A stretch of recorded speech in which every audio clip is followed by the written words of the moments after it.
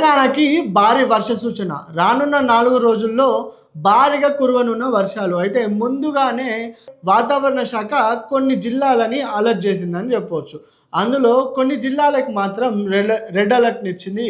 మరికొన్ని జిల్లాలకైతే ఆరెంజ్ అలర్ట్‌నిచ్చింది. అయితే ఇదే క్రమంలో గత 3 రోజులుగా తెలంగాణలో అయితే వర్షాలు పడుతున్నాయి. పడే క్రమంలో కూడా హైదరాబాద్‌లో అయితే భారీగా అంటే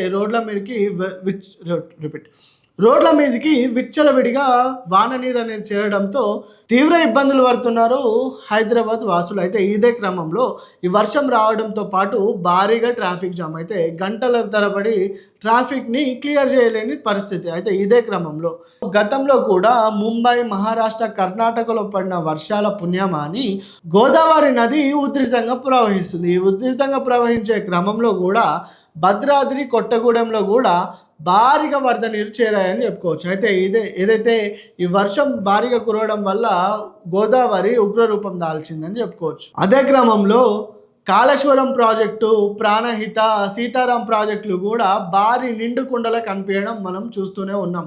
అయితే గతంలో కూడా కొన్ని పంప్ హౌస్లను కాంగ్రెస్ ప్రభుత్వం ఓపెన్ చేయకుండా ఉంచింది. ఎందుకంటే సరిపడా నీళ్లు లేవు, నీళ్లు వస్తే వాటిని ఓపెన్ చేయడానికి సోర్స్ ఉంటుందని కాంగ్రెస్ ప్రభుత్వం కూడా గతంలోనే హెచ్చరించింది. అయితే దీనికి సంబంధించి బీఆర్ఎస్ నేతలు గతంలో కూడా నిరసనలు వ్యక్తం చేశారు. అదేవిధంగా అంటే పొలాలు ఎండిపోతున్నాయి, నీళ్లు వదలాలని బీఆర్ఎస్ నేతలు కూడా గట్టిగానే ఆ గోదావరి ప్రాంత సమీపంలో కూడా వాళ్ళు నిరసనలు చేశారు. అయితే ఇదే క్రమంలో గత వారం రోజుల నుంచి కురుస్తున్న వర్షాలకి గోదావరి నది అయితే ఉగ్రరూపం దాల్చిందని చెప్పుకోవచ్చు. అయితే గోదావరి బోర్డు యాజమాన్య అధికారులు కూడా మొదటి హెచ్చరికను జారీ చేశారు. అయితే 45 ఫీట్ల వరకు నీళ్లు ఉధృతంగా ప్రవహిస్తున్నాయి.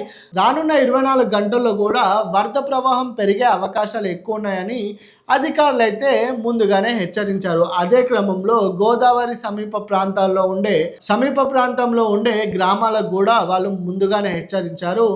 వీలైనంత వరకు ఎత్తైన ప్రదేశాలకు వెళ్ళాలని చెప్పారు. అయితే ఇదే విధంగా వర్షాలు కంటిన్యూ అవుతే గోదావరి ఉగ్రరూపం దాస్తుంది. ఆ ఉగ్రరూపం దాచడం వల్ల భద్రాద్రి రామాలయం మెట్ల వరకు వరద వెళ్ళే అవకాశాలు ఉన్నాయి. ఇప్పటికే పర్ణశాలలో కూడా వరద ముంచేశాయని చెప్పుకోవచ్చు. అయితే గోదావరి ఈ విధంగా ప్రవహిస్తే ఇంకో వారం పాటు ఇలాగే వర్షం కొనసాగితే ఆంధ్రప్రదేశ్లోని కొన్ని గోదావరి జిల్లాలు జలమయమయ్యే అవకాశాలు కూడా ఎక్కువ అని చెప్పవచ్చు. అయితే ప్రస్తుతానికైతే ఈ వారం రోజులుగా పడుతున్న ఈ వర్షాలకే గోదావరి నది ఉగ్రరూపం దాచిందని చెప్పుకోవచ్చు.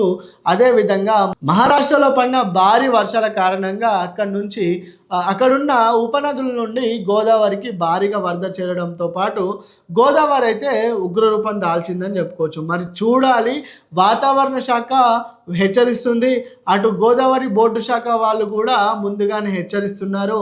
ఇదే విధంగా గోదావరి ఉగ్రరూపం దాల్స్తే వరదలు వచ్చే అవకాశాలు ఎక్కువ అని చెప్పుకోవచ్చు.